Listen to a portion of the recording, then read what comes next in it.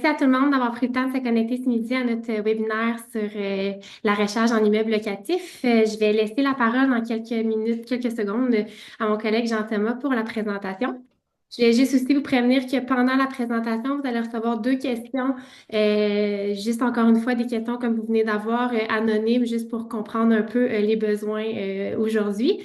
Et il va y avoir aussi, on a la participation aujourd'hui de Sarah Kim, donc une invitée spéciale qui va venir témoigner en fait de son expérience en tant que gestionnaire d'immeubles avec la solution Eddy. Et on va avoir une section de questions à la fin. En fait, le Q&A, là, la section de questions est ouverte tout le long de la présentation. Donc, si vous avez des questions, gênez-vous pas, c'est anonyme. Vous pouvez poser des questions autant à Jean-Thomas ou à Sarah Kim. Puis à la fin, je vais revenir pour poser les questions puis faire le tour de tout ça. Donc, je vais laisser la parole à Jean-Thomas. Bonjour à tous. Merci de l'introduction, Marie-Christine. Merci à tous et toute personne aussi présente de prendre le temps pour assister à notre webinaire là, sur la recherche en immeuble locatif qui peut poser tous ces défis là, pour ceux qui en ont fait. Donc, comme Marie-Christine disait, là, si vous avez des questions au fur et à mesure, n'hésitez pas.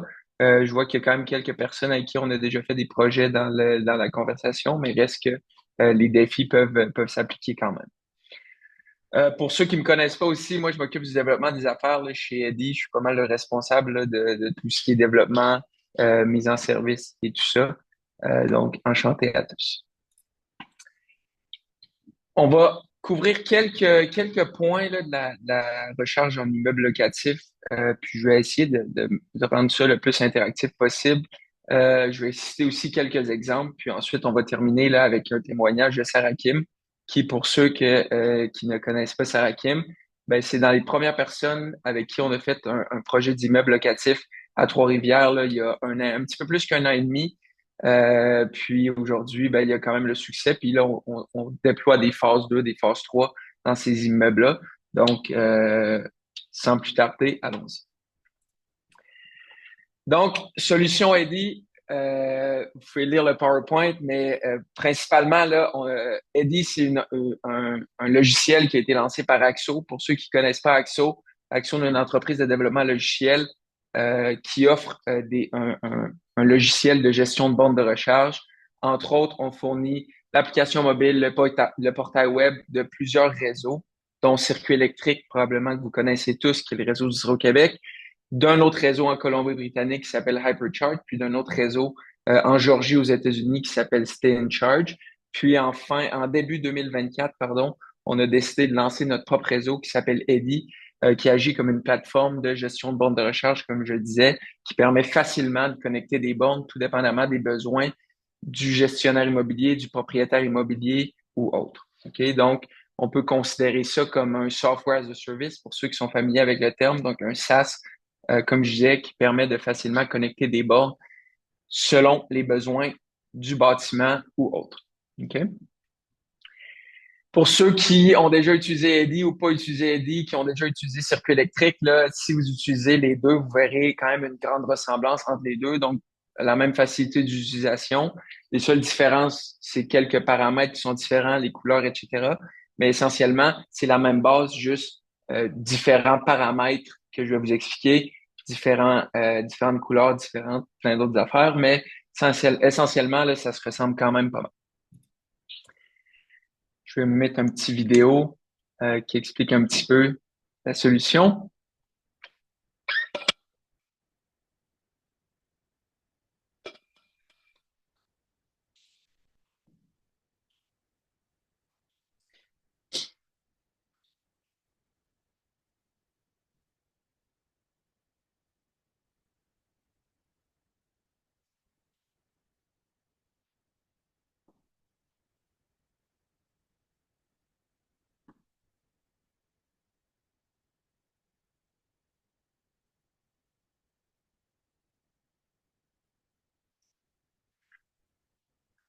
J'en ai un petit peu parlé, mais Eddy, c'est quoi essentiellement? Ben, comme je disais, c'est une plateforme de gestion de bornes de recharge, mais qui peut aussi agir là, comme un système de gestion d'énergie. Donc, dans les immeubles existants, ben, on va venir utiliser la puissance résiduelle réelle, tout dépendamment de la conception électrique qui a été faite par l'installateur, par l'électricien. Donc, en temps réel, notre approche va être de venir moduler, comme je disais, la puissance résiduelle pour toujours jamais dépasser la capacité électrique qui a été établie lors de la conception, soit par les plans d'ingénieurs, par les plans d'électriciens. Quand c'est des constructions neuves, ben, tout dépendamment, encore une fois, de ce qui est fait comme conception électrique, ben, notre système va permettre de ne pas surdimensionner l'artère, soit dédiée aux bornes de recharge ou l'artère de service. Le même principe, encore une fois, en se fiant sur la puissance résiduelle qu'on connaît toujours grâce à notre boîtier de mesurage. Donc, oui, on peut connecter des bonnes vieilles bornes à pleine puissance sans avoir besoin de gestion d'énergie, mais également, si l'enjeu d'énergie à terme devient quelque chose qu'on veut considérer comme gestionnaire immobilier dans notre parc ou peu importe, ben, le système permet également ça. OK? Euh, il y a plusieurs défis pour la recharge en immeuble locatif là, que je vous dirais qui sont relativement très différents de la recharge en copropriété.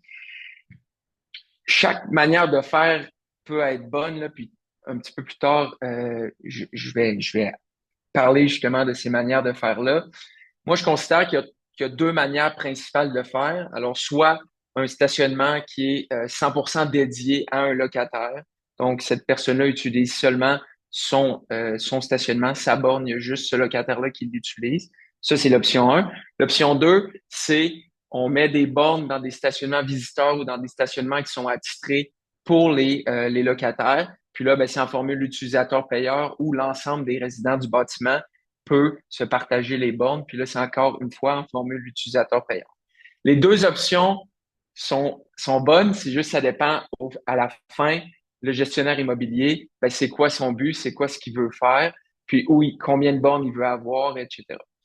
Euh, puis, avec notre solution, ben, on permet d'aller optimiser, si on veut, ces deux types de solutions-là. Il y a aussi d'autres solutions qui existent dans le marché, là, comme place dédiée, mais que la borne est raccordée au compteur du logement. Ça peut être une option aussi. Nous, c'est vraiment plus des solutions plus communes. Donc, la borne peut être dédiée à un locataire, mais elle va pas être raccordée sur le compteur de ce logement-là. Elle va être raccordée soit sur un compteur dédié aux bornes de recharge, encore une fois selon l'infrastructure, sur un compteur de service, tout dépendamment de la conception ou autre. Installer une borne sur un compteur individuel, ça, c'est ce qu'on voit quand même, ce qui était fait beaucoup avant là, dans des copropriétés. En immeuble locatif, ça peut fonctionner, mais à terme, on peut le gestionnaire ou le propriétaire ou même les électriciens peuvent peut-être engendrer des problèmes que si cette personne-là qui a un véhicule électrique déménage, puis c'est un nouveau locataire qui arrive, mais un autre locataire un autre logement arrive lui aussi, puis il a besoin d'un stationnement, ben, cette borne-là ne peut pas être raccordée, elle n'est pas directement raccordée à son compteur. Donc, ça peut engendrer quelques problèmes, par exemple, comme celui que je viens de vous mentionner. Encore une fois, comme je vous disais, les deux types d'installations possibles vont être selon ce que le gestionnaire immobilier va vouloir faire. Donc, borne dédiée à un locataire dans son stationnement. Des fois aussi, ce qu'on va voir, c'est une borne dans un stationnement qui va être séparée en deux personnes. Ça peut être quelque chose qui est fait également. Puis, ce qu'on voit beaucoup pour les propriétaires immobiliers, peut-être de plus petits logements ou même de plus gros logements, mais qui sont pas prêts à déployer un nombre de bornes assez grand dans son immeuble, ben, il va mettre des bornes dans les stationnements visiteurs ou des stationnements dédiés, là, peu importe selon la conception, que les locataires vont se partager entre eux sur notre plateforme, encore une fois en formule utilisateur-payeur. Comme je vous disais, encore une fois, les deux types d'approches sont bonnes. Tout dépend des avantages et des inconvénients là, que je vais parler tout de suite après. Pour gérer les bornes, on a un portail de gestion, donc super facile à gérer. On peut gérer les accès, gérer les tarifications. On peut se générer des rapports facilement. C'est assez intuitif. Quand on a plusieurs sites aussi, ben, on retrouve tous les sites aux mêmes endroits. Également, notre système, là, pour ceux qui sont pas familiers, on se base sur un principe qui s'appelle le OCPP. Donc, il y a un principe pas mal reconnu universellement qui s'appelle le Open Charge Point Protocol. Ça va permettre vraiment aux gestionnaires d'avoir le choix des bornes qu'on va vouloir, peu importe. Dans un site, on peut avoir autant de bornes qu'on veut, c'est juste qu'à terme, esthétiquement, ça peut être moins beau. Dans plusieurs sites, on peut avoir plein de bornes, mais vraiment, on est compatible là, avec un large éventail de bornes. Après, on pourrait vous envoyer aussi là, toutes ces bornes-là. Mais dans le portail, ben, on a une vue globale d'ensemble de tous les sites, de les sessions en cours, des sessions terminées, des sessions qui ont eu lieu il y a 2, 3, 4 mois, 6 mois, 2 ans, 3 ans, peu importe. Toutes ces informations-là sont retrouvées à un endroit centralisé, puis on peut donner accès à un nombre de personnes qu'on veut dans le portail, que ce soit la gestion, que ce soit le propriétaire, peu importe. Tout ça est quand même assez intuitif, simple d'utilisation, puis tout se retrouve au même endroit. Même chose, encore une fois, la facturation, si c'est quelque chose qui va être fait par les gestionnaires, c'est assez simple. Plus tard, je vais parler des types de facturation qui sont possibles, tout dépendamment de l'approche. Mais avec notre système, on peut faire des facturations à l'heure, des facturations fixes. Facturation au kilowattheure, c'est possible. Encore une fois, ceux qui ne sont pas familiers, pour faire de la facturation au kilowattheure au Canada, il faut que les bornes soient approuvées par Mesure Canada, qui sont permis là, de faire de la facturation au kilowattheure. De plus en plus de manufacturiers vont chercher cette dispense-là qui est essentielle. Il y en a peut-être une vingtaine là, de différents modèles présentement, donc ça permet vraiment une latitude euh, aux gestionnaires, aux décideurs, même à l'électricien, ce qu'il veut installer, ce qu'il veut vendre, tout dépendamment du modèle là, de processus d'installation de borne. Automatiquement, encore une fois, la facturation va être faite, donc prélèvement automatique directement à l'utilisateur sur sa carte de crédit via l'application mobile, redistribution des revenus automatiquement dans le compte voulu par le gestionnaire. Donc, quand on fait la mise en service, on reçoit normalement un spécimen de chèque par le gestionnaire. Puis à chaque mois, on vient redistribuer, les revenus de recherche totaux faits sur un bâtiment ou sur l'ensemble des bâtiments avec des rapports là, pour dire, OK, ce bâtiment-là a eu tant de revenus, tant de consommation d'énergie, etc. Puis, pour finir un petit peu avec les types de facturation possibles, là, comme je vous disais, d'options possibles. Je ne vais pas m'attarder là-dessus parce que ça, c'est des détails pour le gestionnaire plus, mais ça reste que ça peut être utile quand on veut outiller des gestionnaires, qu'on soit électricien, qu'on soit intégrateur, revendeur, peu importe. Quand c'est des facturations dédiées, il y a quelques options possibles, soit inclure la facturation dans le bail, énergie limitée, là, donc un montant fixe qui est toujours le même par mois, qu'on dit, OK, bon, ben, disons un stationnement, ça coûte 120 $. Si on veut une borne, ça coûte 160 $, énergie inclus, etc. C'est un petit peu plus simple de faire ainsi.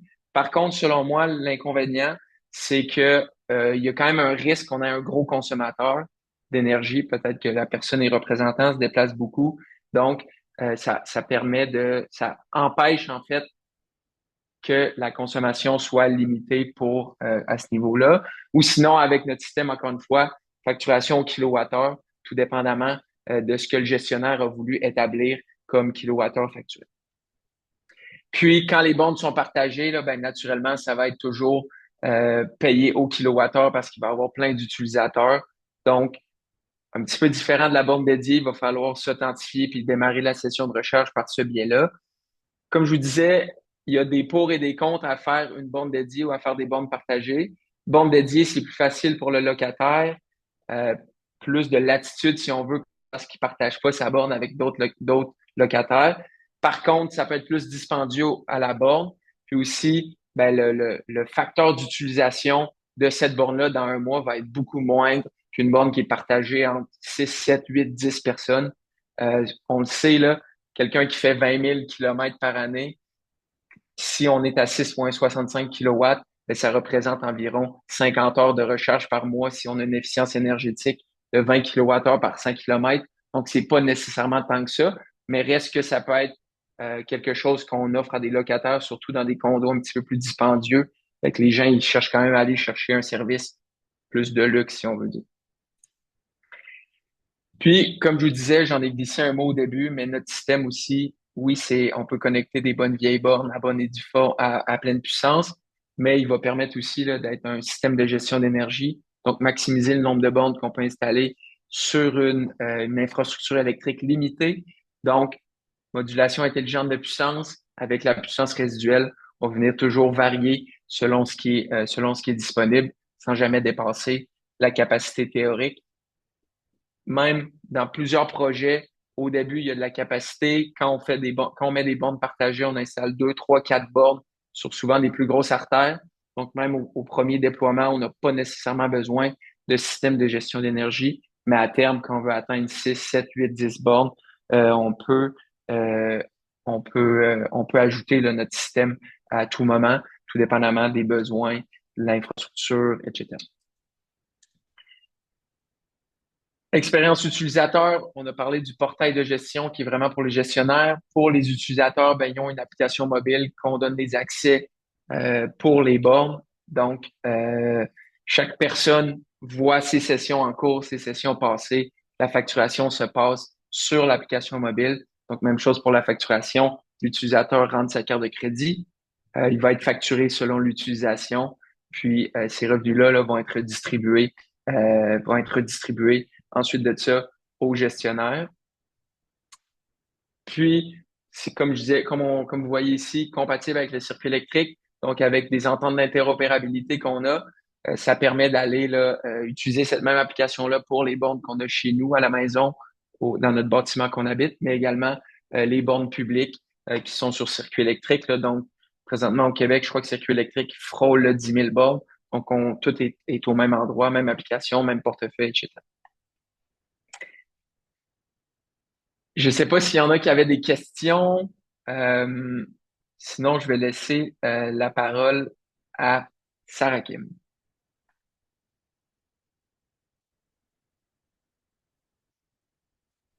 C'est à moi maintenant? Ou on y va avec la question? Je pense qu'il y a une question. OK, exact. Je viens de voir la réponse. La question exactement à midi 3. Je suis un petit peu en retard, désolé. Donc, non, on ne vend pas de borne de recharge. Nous, on est vraiment juste la solution qui est 100% logicielle. Comme j'ai mentionné un petit peu, on est compatible avec un grand éventail de bornes qui supportent un protocole OCPP. C'est sûr, je vous le cacherai pas, on a quand même des parties pris pour quelques manufacturiers, mais je vous dirais là qu'on a quand même un large éventail de bornes compatibles. Sûr qu'on essaye d'utiliser toujours les environ 10 mêmes manufacturiers, peut-être même 5. Des fois, il y a des clients qui ont certaines demandes ou même qui ont déjà des bornes installées. Il y a jadis, si on peut dire. Donc, on va quand même être compatible là, avec ces bornes-là, puis on peut s'intégrer avec ces, euh, ces manufacturiers ou ces modèles-là. C'est à mon tour maintenant. Absolument. OK, j'y vais. Dans le fond, je me présente, c'est Kim Lévesque, directrice générale adjointe chez Arviset Construction et Linéa Condominium Locatif de Luxe. C'est avec Linéa, en fait, là, qu'on fait affaire avec Eddie pour nos bornes, pour nos locataires. Fait que nous, on a commencé la conception, en fait, de notre premier immeuble en 2022. Il a été livré en 2023. Donc, dès qu'on a commencé la conception, on savait qu'on voulait offrir la recharge en fait à nos locataires pour leur véhicule électrique. Donc, on a fait affaire directement avec Connecta. J'imagine que c'est un des partenaires de Eddy. Puis avec Eddy, en fait, là, pour la gestion de la facturation, puis le kilowattheure, en fait, avec les locataires. Donc voilà, nous, on a choisi, tantôt, Jean-Thomas parlait, on a choisi l'option 1. Fait que dans le fond, on a un stationnement qui est relié avec une borne pour nos locataires, puis le stationnement et la borne sont attribués à un locataire. Honnêtement, ça se passe super bien. Je veux dire, le service à la clientèle est vraiment super, puis le service, le soutien technique aussi. Fait que, tu sais, pour nous, c'est vraiment, on a un nouveau locataire, il y a un véhicule électrique, on attribue un stationnement avec une borne. J'écris en fait à mon contact chez Eddie, ça va être telle personne, voici son courriel, il est attribué à tel locataire. Puis après ça, moi, j'ai plus rien à faire, puis le locataire installe l'application, puis tout se passe sans que moi j'ai besoin de le gérer. Fait que ça va vraiment super bien. Même Eddie, là, vous nous aviez fourni aussi une procédure qu'on a insérée dans notre guide du locataire, donc quoi faire quand on a un véhicule électrique. Fait que iPhone, Android, voici comment installer l'application. Donc, c'est à peu près ça. Présentement, l'INEA a une troisième phase qui se construit. On a 200 portes en tout qui va voir le jour en 2027. Fait que pour l'instant, on a deux phases là, qui ont 10 bornes chacune avec Eddy qui sont attribuées à nos locataires. Fait que c'est à peu près ça. Je sais pas si j'ai oublié quelque chose. Honnêtement, ça cochait toutes les cases pour qu'on puisse offrir à nos locataires vraiment la recharge, puis que pour être 100% honnête, que la gestion soit hyper facile pour nous à l'interne, parce que premièrement, c'est pas mon domaine d'expertise.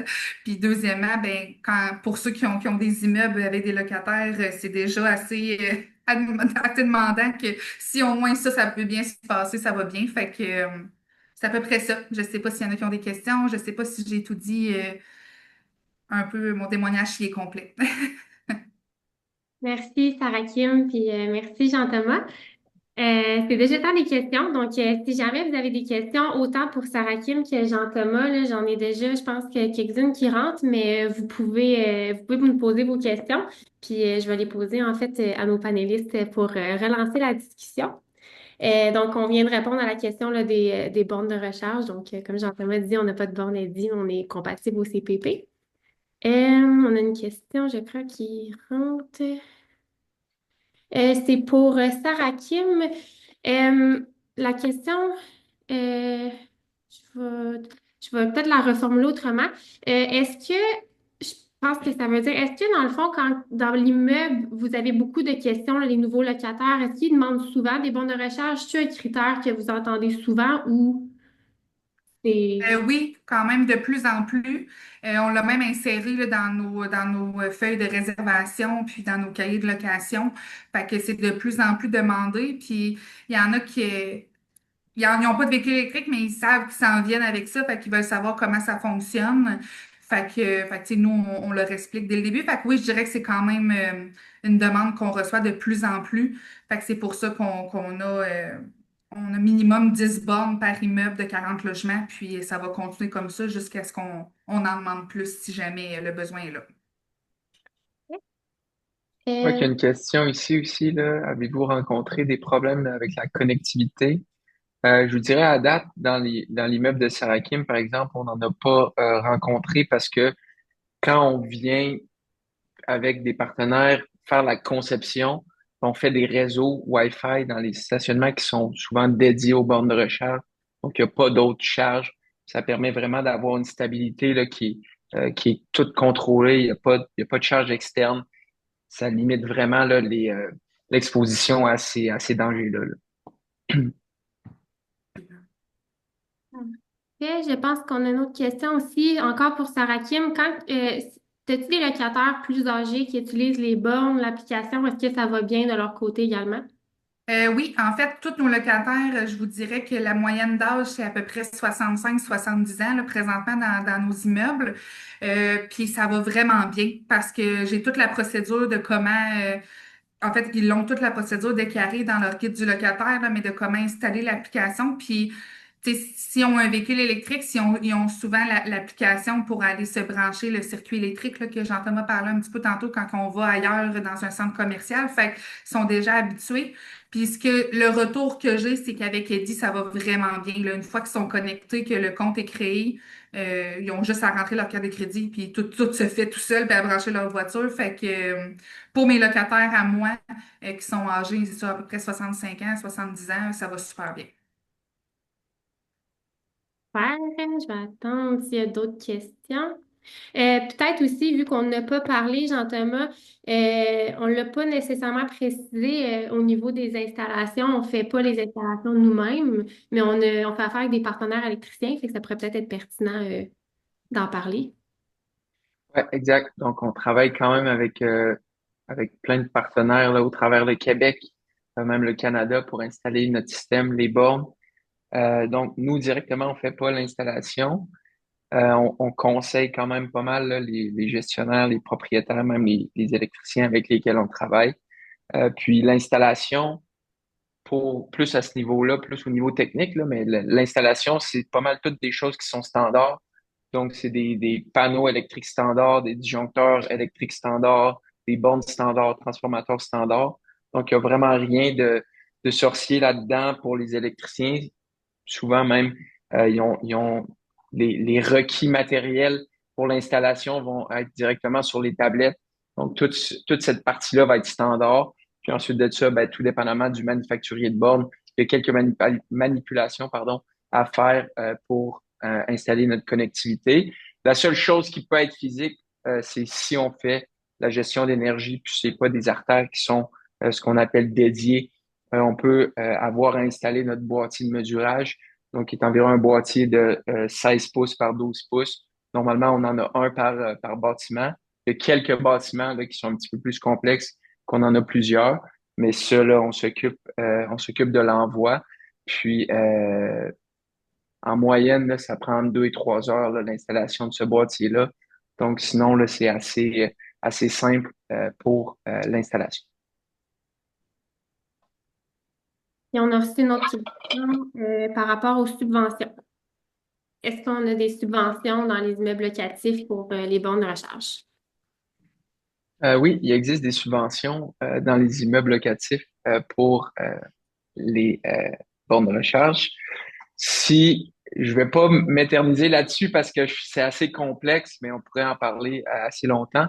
Mais pour ceux qui veulent avoir plus d'informations à ce niveau-là, si vous allez sur le site là, de Rouler Vert, qui est le gouvernement du Québec, la subvention là, a encore été extensionnée jusqu'à fin 2026 à date, peut-être après aussi. Donc, la subvention existe encore. Elle est disponible aussi pour les immeubles locatifs. Donc, ça peut être quand même quelque chose de fort intéressant pour les propriétaires. Puis, il y a de plus en plus de villes aussi, là, je crois, qui vont commencer à imposer que les nouvelles constructions aient un pourcentage X de bornes de recharge. En ce moment, je crois au Québec, il y a juste la ville de Laval, là. C'est plus quelque chose qu'on voit pas mal en Colombie-Britannique, mais ça aussi là, va s'en venir. Donc, c'est quand même à prévoir là, pour les propriétaires, les gestionnaires et autres. Oui, puis si je peux rajouter pour les subventions, honnêtement, quand on a je me souviens plus, Jean-Thomas, le mot que tu utilisais, là, nous, c'est Connecta, là, c'est un Un partenaire partenaire, ouais, exact. exact qui travaille avec vous, puis avec notre partenaire aussi électricien, ça va super bien. Là, tu sais, nous, Connecta, il s'occupe de tout remplir pour nos subventions. C'est un service qu'il offre. Fait que vu qu'il se parle avec l'électricien, puis il parle avec Eddie, tu sais, moi, dans le fond, je fais juste donner le go, puis tout se fait tout seul. Fait que quand on a des bons partenaires, honnêtement, ça se fait vraiment bien. Parce que si on est toute seule, c'est quand même très lourd, là, les subventions, mais ça se passe vraiment bien avec les bons partenaires.